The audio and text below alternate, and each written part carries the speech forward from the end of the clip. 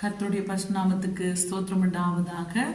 இந்த ஜூலை மாதத்தில் உங்களை பார்க்கவும் மிகவும் சந்தோஷம் அடைகிறோம். இந்த 7வது மாதம் என்பது பரிபூர்ணம். ஆண்டவராகிய கர்த்தர் இந்த 7வது மாதத்துக்குள்ள பிரவேசிக்க ஆண்டவர் உதவி செய்த ஸ்லாக்கியத்துக்கு நன்றிகளை ஏறெடுக்கிறோம். இந்த நாளில் ஆண்டவராகிய கர்த்தர் ஒரு உள்ளங்களை தொற்று அவர் பேச விரும்புகிறார்.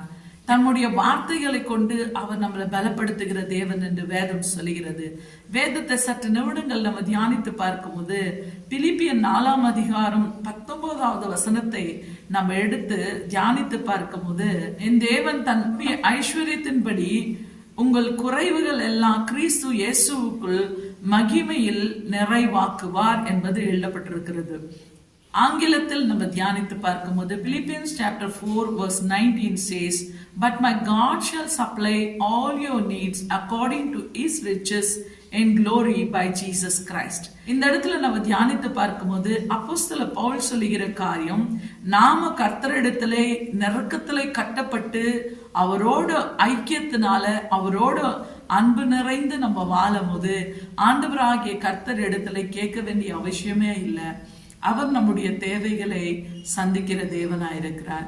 கிறிஸ்து இயேசுவுக்குள்ள மகிமையிலே நம்முடைய குறைகள் எல்லாம் அவர் நிறைவாக்கி நடத்துகிற தெய்வம். அதனால என் அன்பின் சகோதரிய சகோதரன், இன்னைக்கு ஆண்டவருக்கும் நம்மளுக்கும் ஒரு உறவு உருவாக்கி கொள்ள வேண்டும்.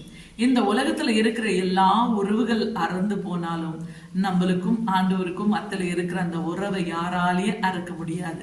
ஏன்னா ஆண்டவராகிய கர்த்தர் உங்களை எல்லாத்தையும் அவர் நேசிக்கிற தேவனா இருக்கிறார். அதனால அவர் அன்பு நிறைந்த தேவனா இருக்கிறார். அதனால என் அன்பின் சின்னமே, அன்பின் சகோதரியே சகோதரனே, இந்த நாளில நம்முடைய வாழ்க்கையில ஒரு தீர்மானத்தை எடுக்கலாம். இந்த உலகத்தின் எல்லா அன்பு மறந்து போனாலும், எல்லா அன்புல மாற்றங்கள் வந்து விட்டாலும், மனிதர்கள் உன்னை மறந்து போனாலும் ஆண்டவராகிய கர்த்தர் உன்னை மறவாத நேசரா இருக்கிறார், மாறாத நல்ல மேய்ப்பனா இருக்கிறார்.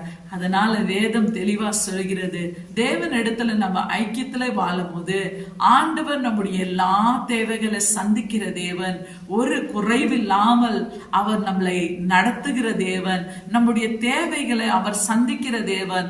இன்னைக்கு என்னென்ன காரியத்தை குறித்து கலகத்தோட வேதனையோட கண்ணீரோட இருக்கிறோமா, ஆண்டவராகிய கர்த்தர் சொல்றார், கடன் தொல்லையா, குடும்பத்துல பிரச்சனையா, கல்யாணம் நடக்கவில்லையா, குழந்தை பாக்கியம் இல்லையா, என்னென்ன காரியத்தை குறித்து கலங்கி கொண்டு ஏங்கி கொண்டிருக்கிறோமோ, ஆண்டவராகிய கர்த்தர் நம்முடைய எல்லா குறைவுகளை கிறிஸ்து இயேசுக்குள்ள நிறைவாக்கி நடத்துகிற தேவன் என்று அந்த விஷயத்தை நம்ம மறந்து விடாதபடிக்கு ஆண்டவராகிய கர்த்தர் நம்மள ஒவ்வொருத்தரையும் வழி நடத்துகிற தேவனா இருக்கிறார்.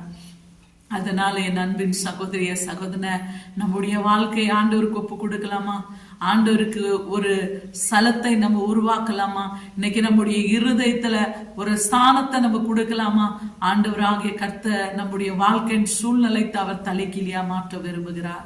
இந்த நாளில் உங்களுக்காக நாங்க செபிக்க விரும்புகிறோம். சற்று நிமிடங்கள் கண்களை மூடி நம்ம செபிப்போம். அன்பின் பரலோக பிதாவே, ஸ்தோத்திரிக்கிறோம் ஆண்டவரே. இதோ தகப்பனே, இந்த புதிய மாதம் ஜூலை மாதத்துக்குள்ள நாங்க பிரவேசித்து இருக்கிறோம் ஆண்டவரே.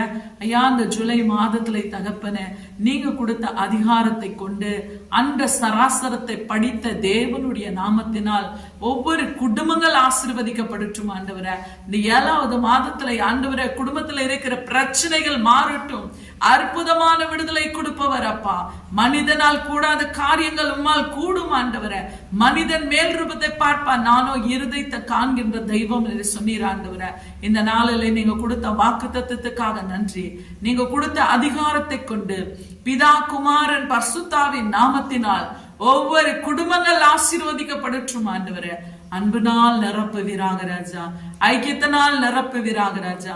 நீங்க கொடுத்த அதிகாரத்தை கொண்டு ஒவ்வொரு குடும்பங்களை ஆசீர்வதிப்பீரா இயேசு நாமத்தினால். ஆமென். God bless you. God be with you.